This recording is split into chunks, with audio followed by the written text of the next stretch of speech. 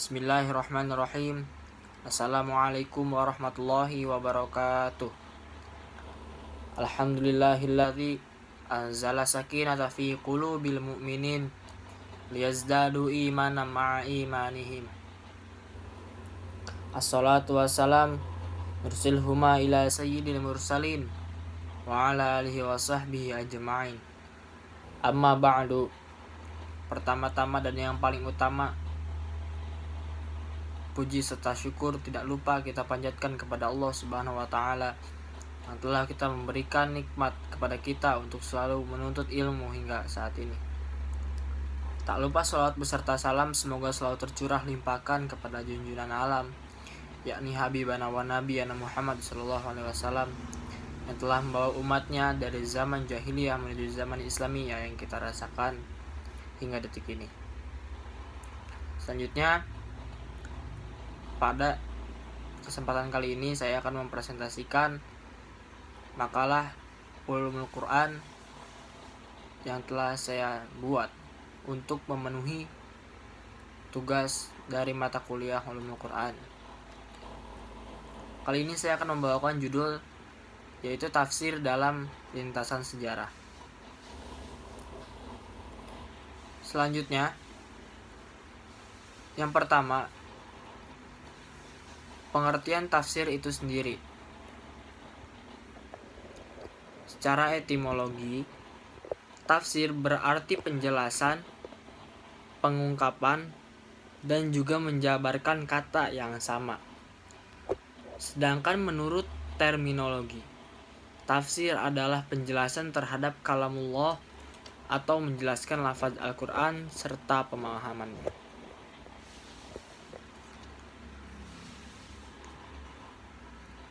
Jadi, tafsir ini merupakan suatu penjelasan, pengungkapan atau penjelasan yang menjelaskan bagaimana hakikat-hakikat dari ayat-ayat Al-Quran yang telah diturunkan oleh Allah Subhanahu wa taala. Selanjutnya, sejarah perkembangan tafsir di dunia Islam. Pada zaman Rasulullah SAW, Al-Quran diturunkan dan Rasulullah SAW sebagai mubayyin atau orang yang memberi penjelasan kepada para sahabat dengan tentang arti dan kandungan yang terkandung di dalam Al-Quran itu sendiri. Khususnya menyangkut ayat-ayat yang tidak difahami atau masih sama artinya atau masih samar artinya. Kejadian ini pun berlangsung hingga Rasulullah SAW wafat. Jikalau ada pertentangan, mereka melakukan ijtihad, khususnya mereka yang memiliki kemampuan dalam ijtihad itu sendiri. Seperti kita ketahui bahwasanya Al-Quran ini merupakan kitab Allah Subhanahu wa taala yang diturunkan di zaman Rasulullah Muhammad SAW sebagai pedoman untuk seluruh umat manusia. Sehingga tafsir pun sudah ada atau mulai berkembang sejak zaman Rasulullah SAW itu sendiri melalui para sahabat yang saat itu banyak yang mempelajari Al-Quran dengan Rasulullah SAW sebagai mubayyin. Selanjutnya, pada masa tabi'in ada beberapa tempat yang dijadikan pusat perkembangan ilmu tafsir. Para tokoh tabi'in mendapatkan qaul-qaul sahabat di 3 tempat, yaitu Makkah, Madinah, dan Irak. Sebagaimana para sahabat, para tabi'in pun ada yang menerima tafsir dengan ijtihad, ada pula yang menolaknya. Jadi pada masa ini terdapat 3 tempat, yaitu Makkah, Madinah, dan Irak sebagaimana pusat kajian dan perkembangan ilmu tafsir itu sendiri pada masa tabi'in. Lebih tepatnya masa yang berlaku setelah masa Rasulullah SAW dan para sahabat. Selanjutnya, yakni materi mengenai tafsir pada masa tabi'in.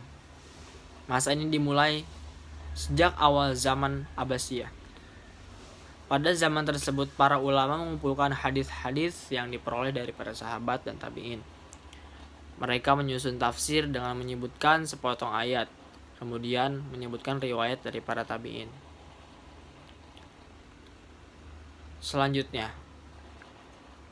memasuki mengenai sejarah perkembangan tafsir di Nusantara setelah abad ke-20. Tentunya sebagai umat muslim Nusantara atau umat muslim Indonesia, ada beberapa tafsir yang dapat kita ketahui sejarah perkembangannya di tanah air ini.